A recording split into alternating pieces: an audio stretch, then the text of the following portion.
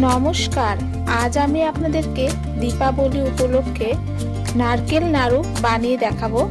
তো চলুন রেসিপিটা শুরু করা যাক।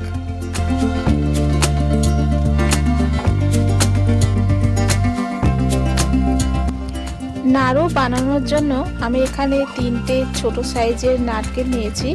এবার এগুলোকে আমি কুড়িয়ে নেব। 3টে নারকেল আমার এখানে কোড়ানো হয়ে গেছে। এবার আমি এতে গুড় মিশাবো। নাড়ু বানানোর জন্য এখানে আমি 500 গ্রাম আখের গুড় নিয়েছি। তো সব গুড়টুকু কিন্তু দেব না, এখানে আমি অর্ধেকটা গুড় মিশিয়ে নিচ্ছি প্রথমে, পরে লাগলে আবারও মিশিয়ে নেব।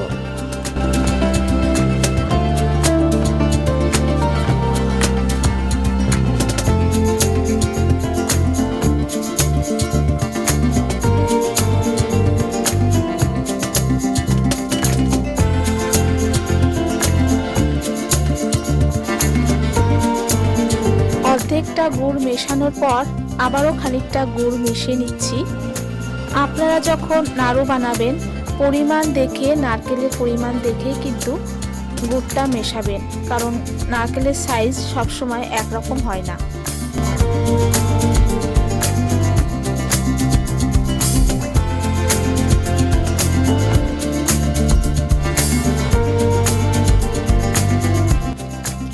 নারকেলের সাথে গুড়টা মেশানোর পর আমি কড়াইটা ওভেনে বসিয়ে দিলাম, আর মিডিয়াম হিটে আমি নাড়ুটা বানাবো।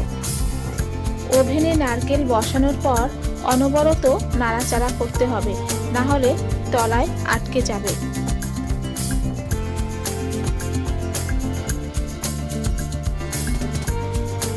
এবার এই নারকেলের মধ্যে 1 মুঠো মতন চিনি দিয়ে দিচ্ছি।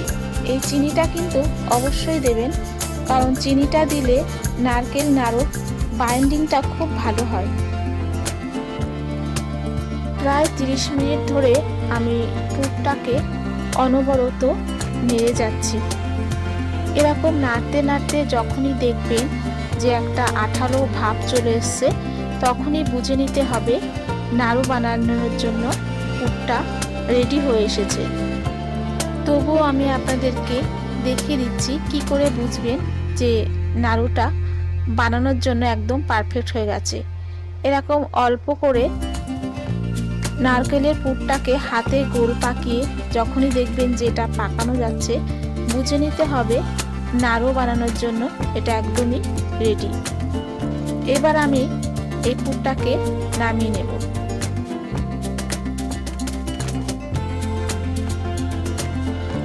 একটি থালাতে অল্প করে নারকেলের ছেই নিয়ে নিচ্ছি, আর এই ছেইটাকে আমি নারকেলের মালা দিয়ে মেখে নেব। আপনারা এই মালার পরিবর্তে বাটি দিয়েও ভালো করে মাখতে পারেন।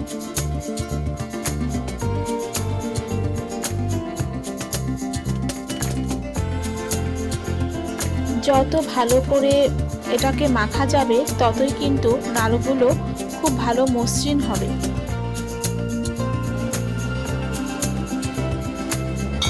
নারকেলের ছেই ভালো করে মাখার পর আমি এভাবে নাড়ুগুলো পাকিয়ে নেব।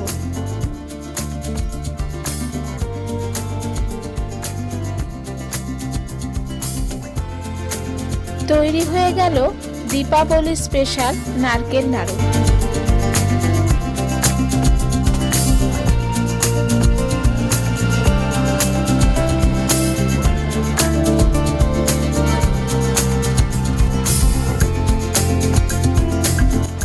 তো আজকের মতন এখানে শেষ করছি, দেখা হবে নেক্সট ভিডিওতে।